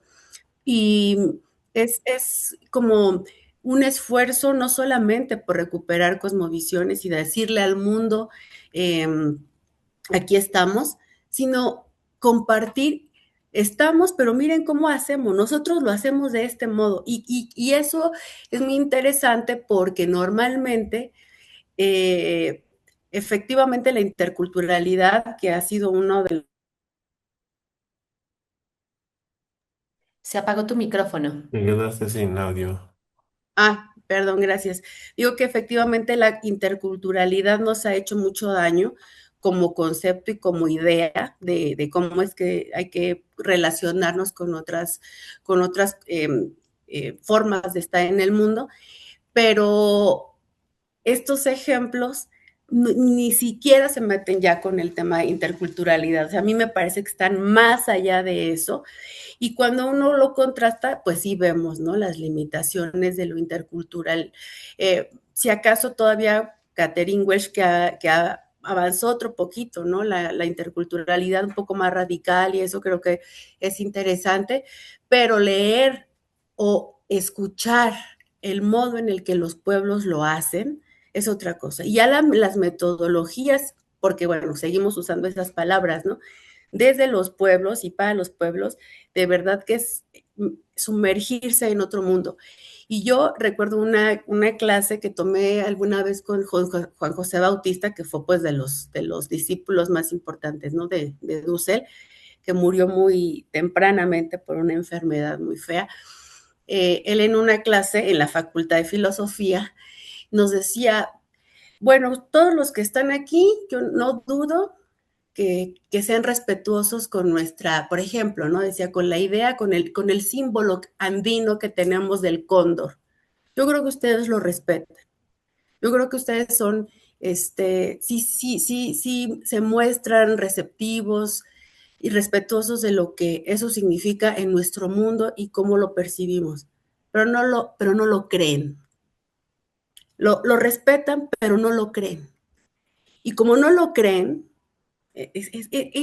ahí está la diferencia. Ustedes no lo creen. Ustedes dicen, nada, la cultura andina es así, y tienen estos símbolos y entienden esto, y se pueden mostrar respetuosos, pero no lo creen ni lo sienten como nosotros. Y esa ya es una limitación, ¿no? Porque seguimos pensando, sí, son otras formas, pero no tenemos la apertura como para interiorizar. Y bueno, pues yo lo quería compartir porque creo que una de las limitaciones precisamente para conocer algo más y para darle legitimidad a esos ejemplos, ¿no? Que no deberían necesitarla, o sea, que no deberían tener nuestro visto bueno ni de la academia, pero están haciendo sus esfuerzos cada quien. Y yo termino con esto, a mí lo que me ha generado pensar en todo eso y tener ese contacto ha sido, ¿y yo dónde quedo, no? Los que son como yo, ¿dónde quedamos? Porque pensamos siempre en los pueblos, pues sí, la cultura, o la filosofía maya, la filosofía zapoteca, la filosofía añú, la filosofía X, pero ¿y nosotros dónde estamos? Y creo que esos como nosotros son los que hicieron o los que pensaron descolonizadoramente. O sea, como que al no saber de dónde más asirse, pensaron desde ahí y a lo mejor tendríamos que dar también ese paso, haciendo ese esfuerzo de pensamiento y de sentires para transitar desde donde estamos hacia otros horizontes. Pero bueno, pues muchas gracias por el espacio y ahorita les pongo, por si les interesa el ensayo que les decía Año. Gracias. Muchas gracias, Tere. Lupita la maestra Lupita de Chiapas.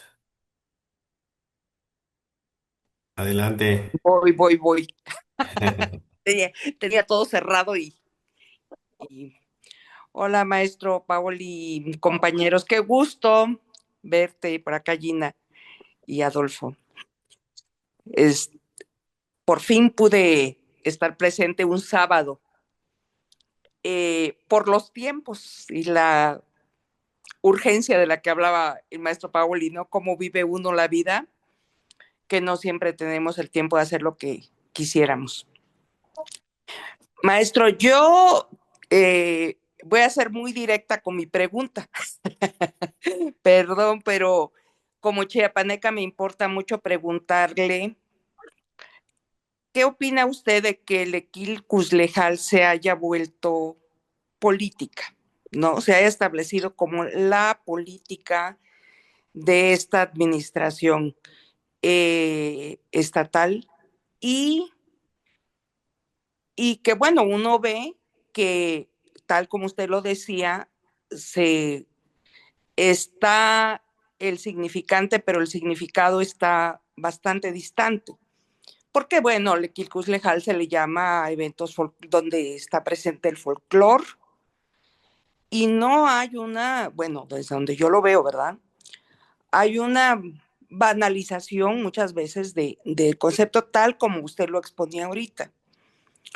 Por el otro lado, en este mismo diálogo de saberes, es importante comentarle que yo voy mucho a escuelas y estoy en escuelas de educación indígena últimamente. Entonces, con respecto a estas prácticas del buen vivir, me parece un gran desafío que esta filosofía se recupere incluso en los propios pueblos originarios, ¿no? Estoy pensando en una escuelita de Chamula, de una comunidad de Chamula. Bueno, y como usted seguramente sabe, todas las comunidades de esta zona pues tienen como un elemento material indispensable en todos los rituales a la Coca-Cola, ¿verdad? Junto a la cruz tradicional está la Coca-Cola. En el evento que se hizo del Día Internacional de la Lengua Materna, estaba la cruz junto a la juncia y el montón de Coca-Cola, que además es casi que obligado que todos la tomemos, ¿no? Y luego a los niños, por ejemplo, les dan no Coca-Colas, pero sí bebidas azucaradas y un pan de harina blanca, ¿no? Y claro, al rato, pues fue la comida donde ahí sí estuvo el caldo de gallina y la tortilla de maíz, ¿no? Entonces, estas prácticas a mí me hacen pensar, pues, en lo difícil de recuperar estos elementos, incluso la lengua, porque en las escuelas indígenas la lengua no se habla. Los propios maestros de educación indígena tienen prácticamente como consigna alfabetizar en español.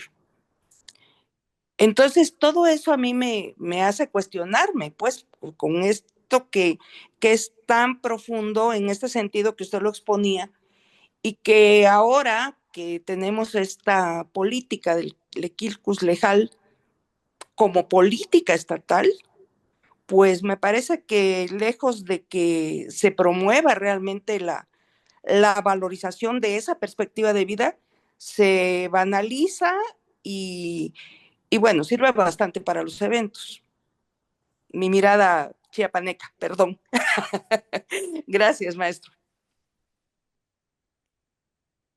No sé si debo contestar ya Sí, maestro, adelante, por favor. eh, Sí. bueno, me parece que eh, las dos compañeras mm, han dicho cosas muy importantes.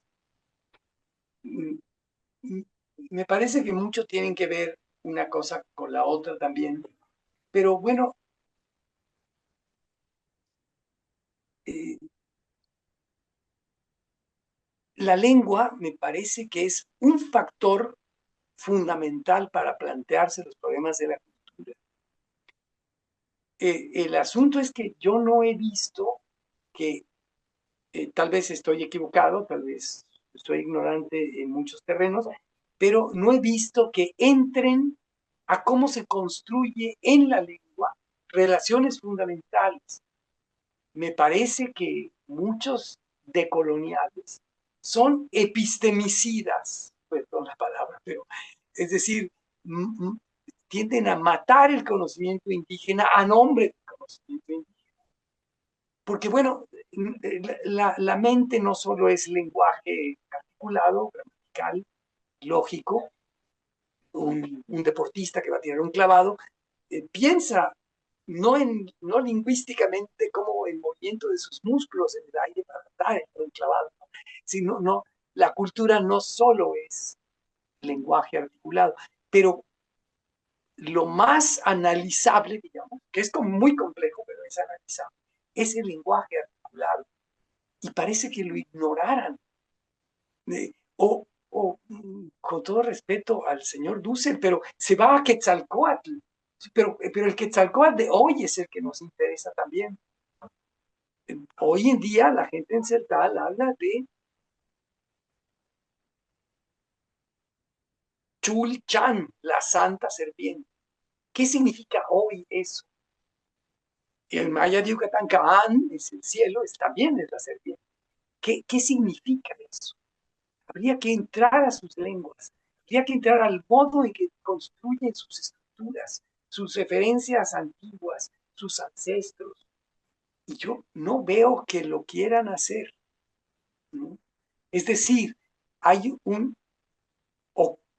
hay un ocultamiento de su propia discriminación, eh, porque pues piensan que eso no es importante tal vez, o no sé. Me parece que es fundamental que esto se comprenda, que esto se entre a fondo, o lo más a fondo, y se descubran humildemente cosas que el español no nos puede dar.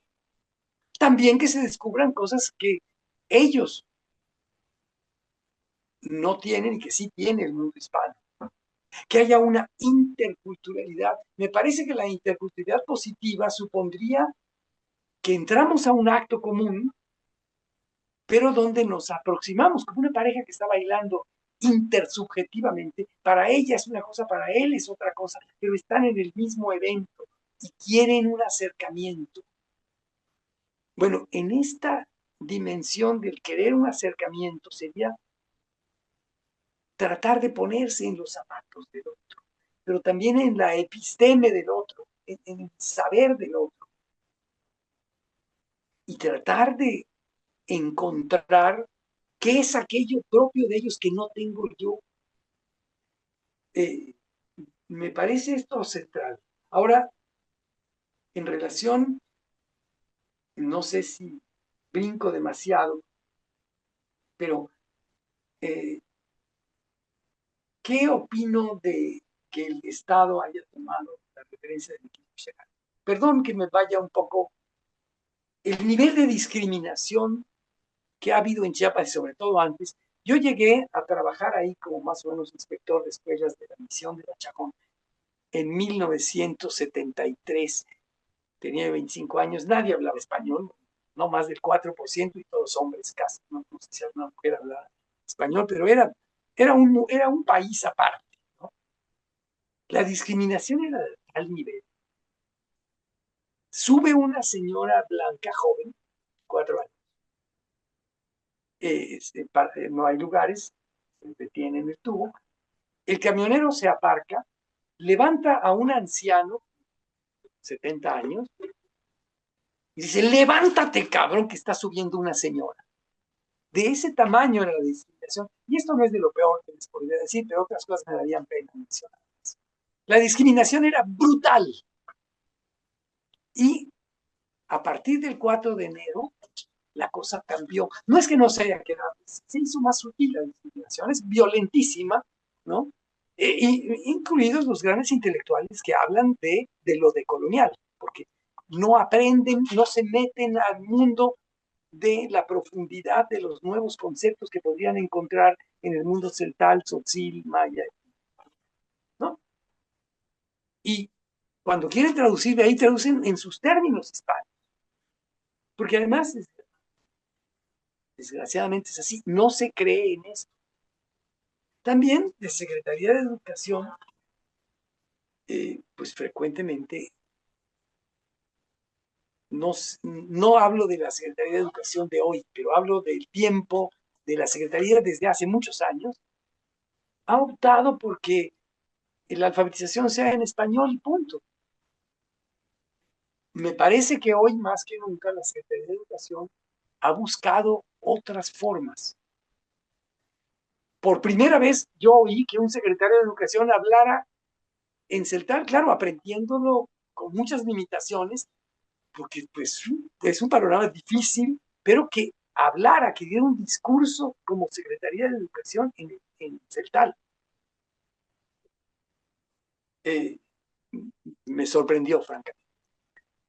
Creo que este nivel de discriminación tiende a disminuir en la medida en que se quieran tomar conceptos de ese mundo celtal, de ese mundo de ese mundo togolabán.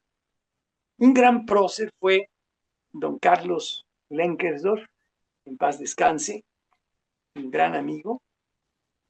Yo creo que se metió a una profundidad que muy pocos lingüistas se han metido, pero nos dio a conocer grandes dimensiones de aquello. Y estos personajes han ayudado a tener alguna perspectiva más, más aproximante a la cultura.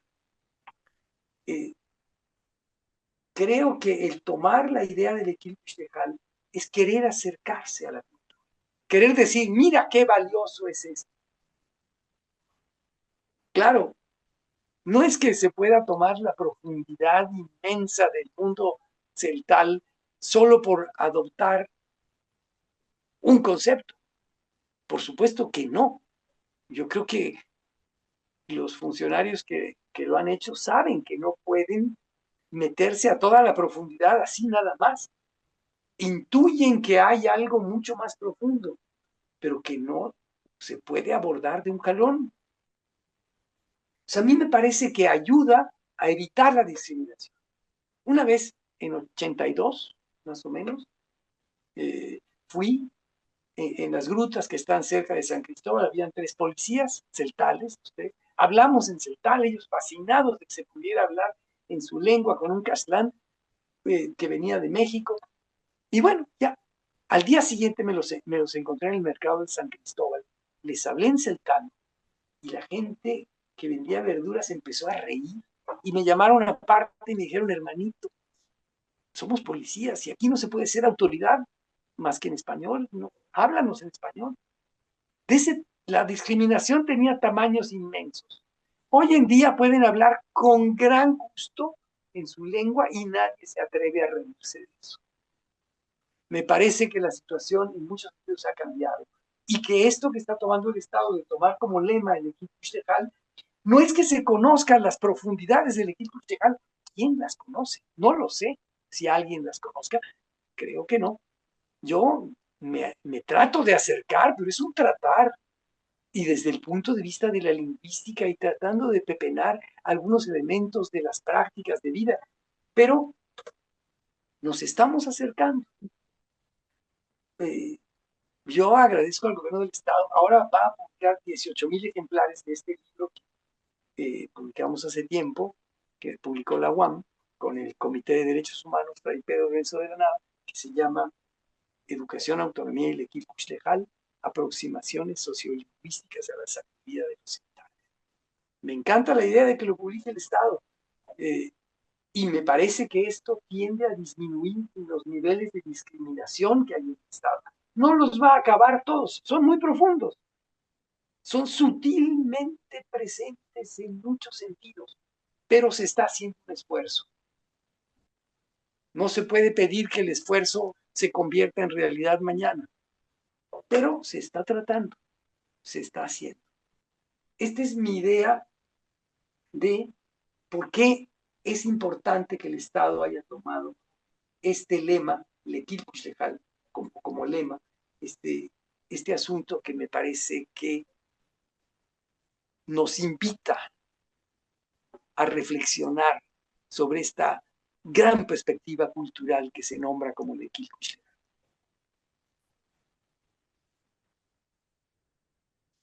Y muchas gracias, maestro eh, Antonio. Pues sí, hay muchas, yo diría, discusiones pendientes, porque también, como Lupita dice, yo he acudido a Chiapas, bueno, hemos acudido juntos también a algunas actividades y desde luego entra esta sospecha de, bueno, ¿y por qué el Estado está promoviéndolo, no? Pero eh, creo que tenemos que seguir dialogando cómo eso se hace posible desde todos los puntos de vista, desde el punto de vista legal, político, cultural, y cómo eso llega a las escuelas sin que se vuelva eh, una moda pedagógica, por decirlo de alguna manera, como hoy la nueva escuela mexicana que habla de comunidad, que habla de interculturalidad y todo ello, pero bueno, ¿y dónde están esos hilos finos desde donde se tejen, ¿no? ¿Dónde está esa relación entre el crecimiento que usted decía, esa germinación individual y la conexión con la comunidad, con la cosmovisión, con los derechos? Creo que como discurso vamos, pero el tema es cómo se va construyendo y yo siempre tomo como referente a Lupita porque ella está allí presente con los niños en las escuelas, me manda videos de lo que están haciendo y bueno, pues estos desafíos tan grandes, si en español tenemos desafíos para hacer realidad estos ideales, con la población estudiantil que habla lenguas distintas al español, pues es abismal porque las prácticas pedagógicas no solamente son discriminatorias para todo mundo, sino en especial, como usted dice, para la población que habla otras lenguas, ¿no? Entonces, tenemos un gran desafío, de todo tipo, político, cultural, pedagógico, pero yo, a partir de lo que he conocido su trabajo maestro también,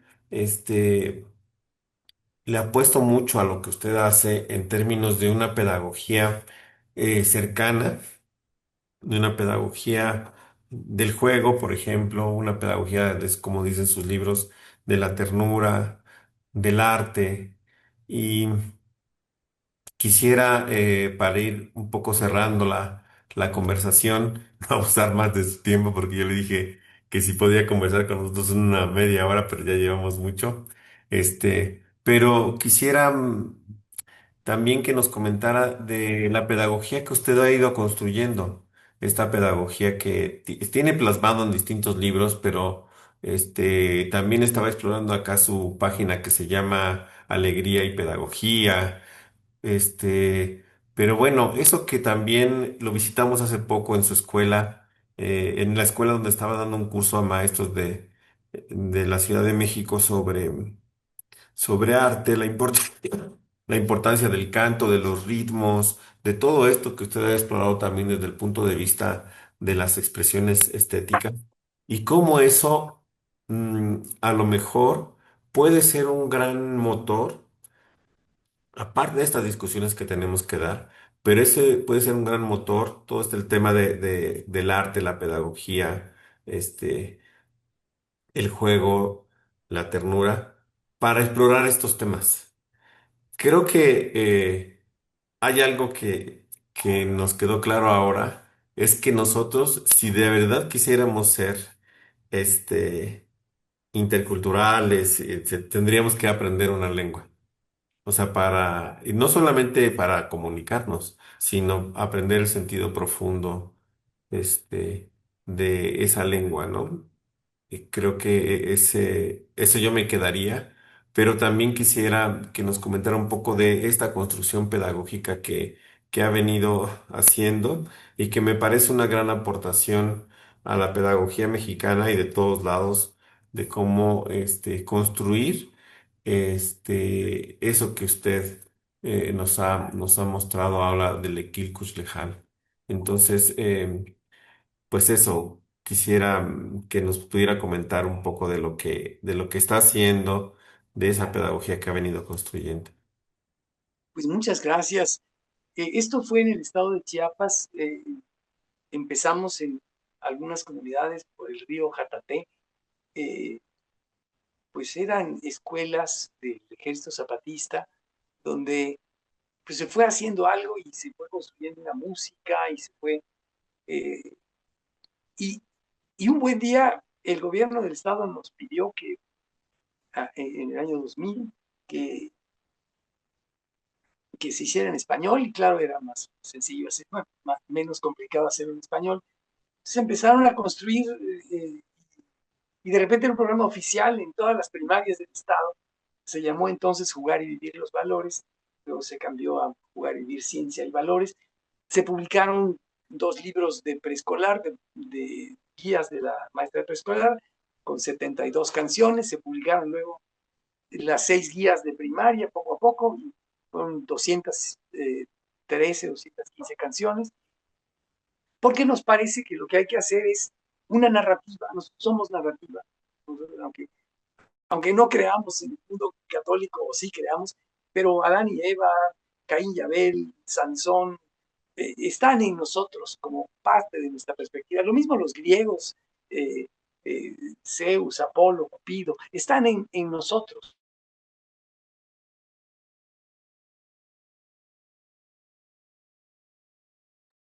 Maestro, se le silenció el micrófono. Solidaridad que supone amistad, que supone ponerse en los zapatos del otro, que supone colaboración, que supone respeto, pero un respeto divertido, no un respeto. Entonces, había que cantar, que se acostumbraran al buen deseo. Y nuestra utopía en 4 palabras es enaltecer creativamente sin adular, sistemática y creativamente, ¿no? Para esto, a partir de la narrativa, un diálogo en donde se pregunta, ¿y cómo cooperaron? ¿Y por qué cooperaron? ¿Y qué ganaron al cooperar? ¿Y qué hubieran perdido? Pero así, y luego una canción que canta a, al cuento, a los valores del cuento.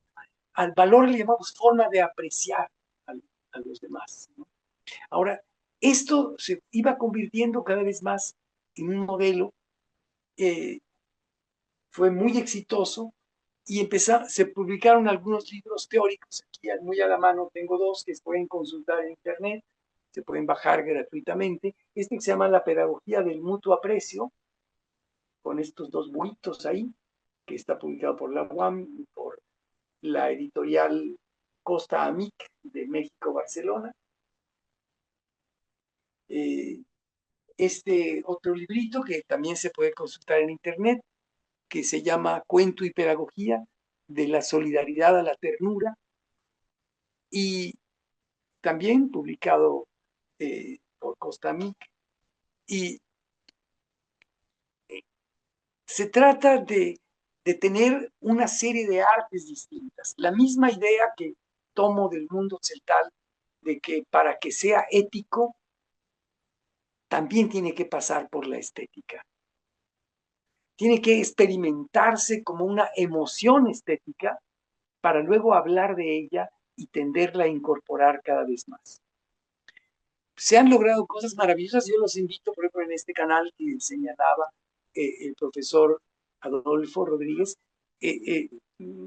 un video que se llama El bullying superado, donde niños de 6.º año discuten y hablan de cómo fue que se superó aquello y cómo nunca más están dispuestos a volver a esa barbaridad que era el bullying, ¿no? Era una maestra también sensacional. Sin ella no hubiera sido posible esto. Ahí pueden encontrar unos 170 videos, muchos en aula y muchos, los últimos 70, 80 son dibujos animados de canciones.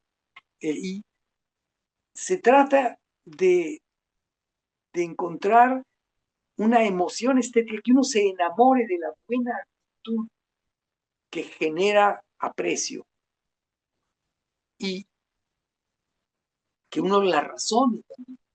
Y una vez que se enamora uno con la canción, también hacerle un dibujo. El dibujo es fundamental, se recuerda mucho la historia una vez de haber dibujado algo de lo más central de la historia. Y luego que haya movimiento, que haya teatro, y que algunas de los diálogos que hay en los relatos pueden brevemente ejemplificarse como teatro. Y el teatro puede ser de muchos tipos: teatro en atril, teatro actuado, teatro guiñol, teatro, en fin. Pero, y esto, potenciar la lectoescritura mediante esto, ¿no? Viene una dimensión muy importante, que es la tarea familiar, que aquello que ya se experimentó como un valor dentro de la escuela, le preguntemos a la familia, por ejemplo, ¿cuál considera usted que es el mejor valor de su familia o de alguien de su familia? ¿Qué es lo más valioso de alguien? Y alguien contestó, pues es que nuestra abuelita hacía un mole muy sabroso siempre que iba a venir una visita porque la quería atender muy bien.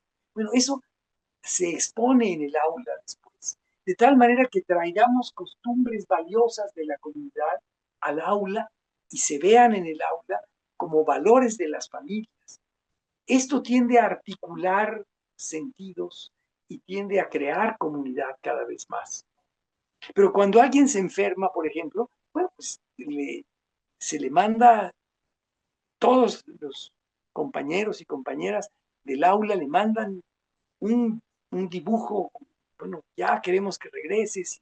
Si se puede, por celular le podemos cantar: ojalá que pronto sanes y que vuelvas a la escuela, que se va de estarle ganes y que ya nada te duele.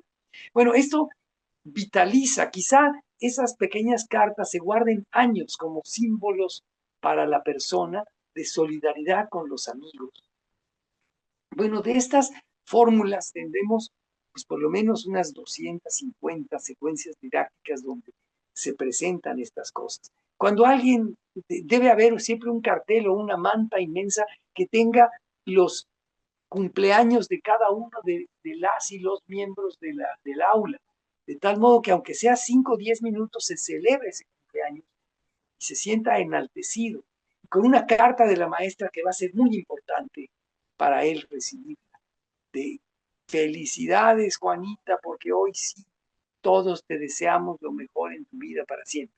No, no sé, algo así que diga la maestra: uy, eso es la gloria para la niña y para la familia. Esas 30 cartas también impactan en la familia y estamos creando comunidad. La comunidad no se puede crear solo para resolver un problema desde el punto de vista aritmético de la comunidad. Se tiene que generar cotidianamente, todas las semanas, tener un diálogo de esta naturaleza. Podemos empezar los miércoles a enviar, después de que se ha trabajado lunes y martes el problema del bien de la comunidad, hacer esta pregunta u otras muchas, mandar un cartel de buenos deseos, tener elementos de gratitud, la gratitud como un sistema clave para poder ser feliz. Nadie puede ser feliz si no tiene gratitud. Entonces, unos ancianos que prendieron el faro de Veracruz durante 50 años, de repente, es un cuento, claro, los marinos le dicen: cuando la noche es negra, ustedes le ponen caminos al mar para volver a casa. Gracias. Y que los niños inventen cartas de gratitud, ubicándose como marineros y luego ubicándose como campesinos y luego ubicándose de mil maneras, de tal modo que la gratitud brote como una necesidad fundamental de la psique humana, ¿no? Y de esto, pues, por lo menos realizar 100 tareas. Bueno, cada año realizar 40 tareas, las 40 semanas del ciclo escolar.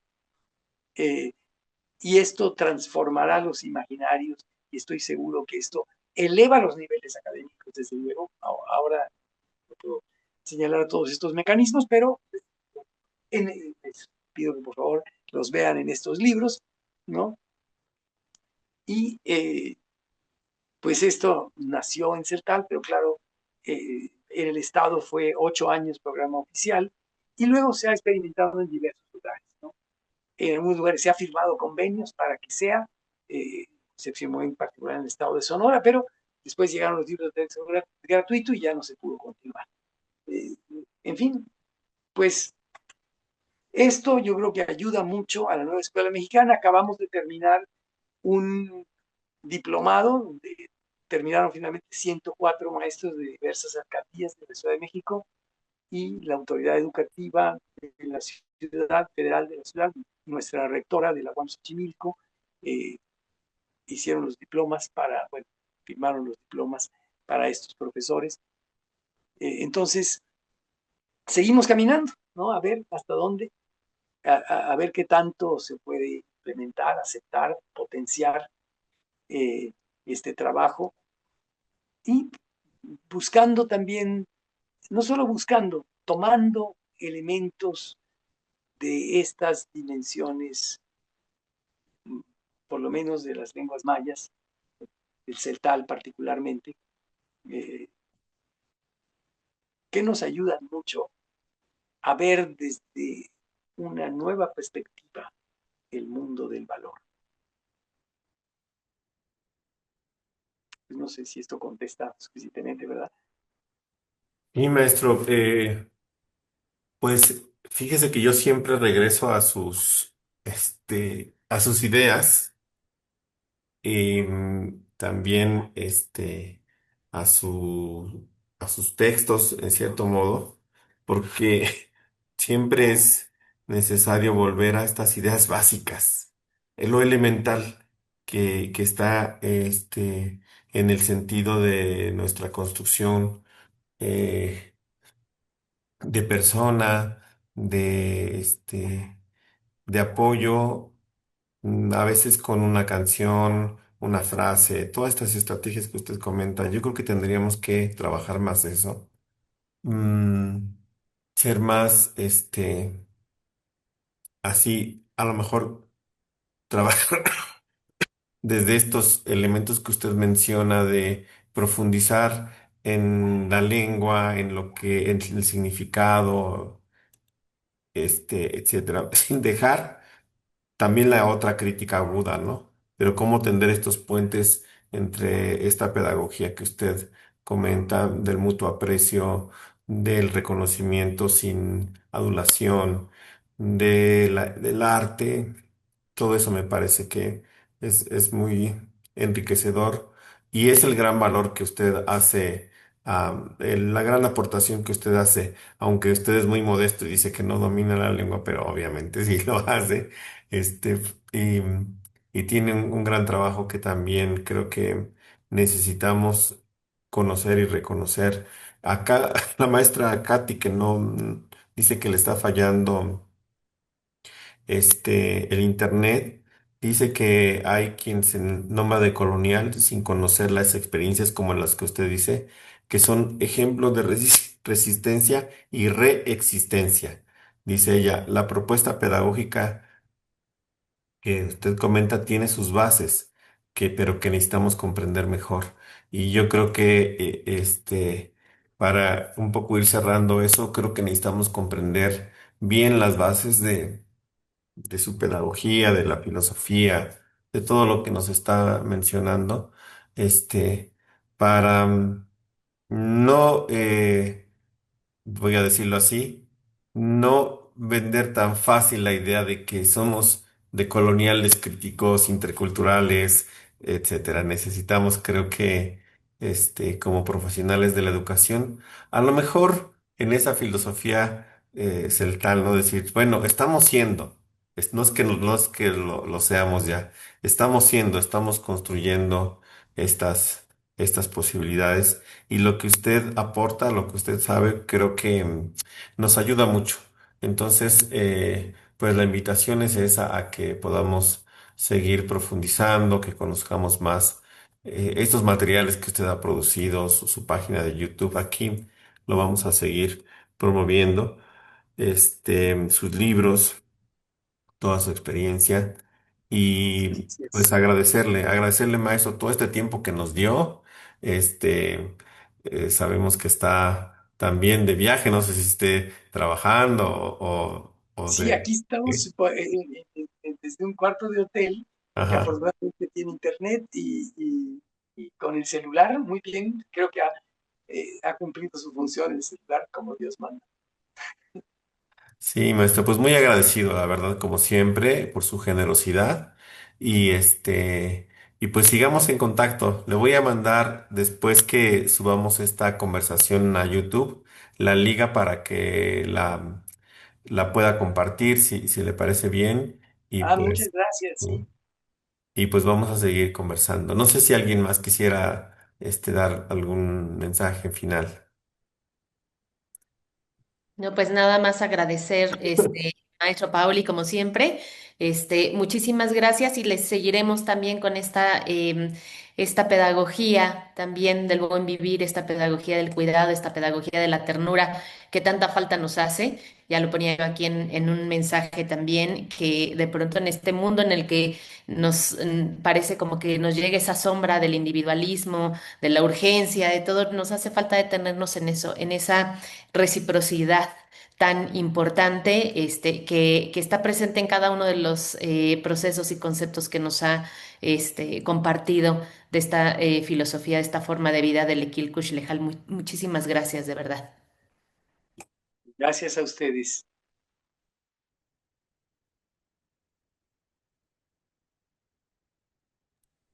Muchas gracias a todas y todos. Hasta pronto. Gracias, que estén muy Gracias, bien. profesor. Hasta luego. Hasta pronto, gracias. Bien.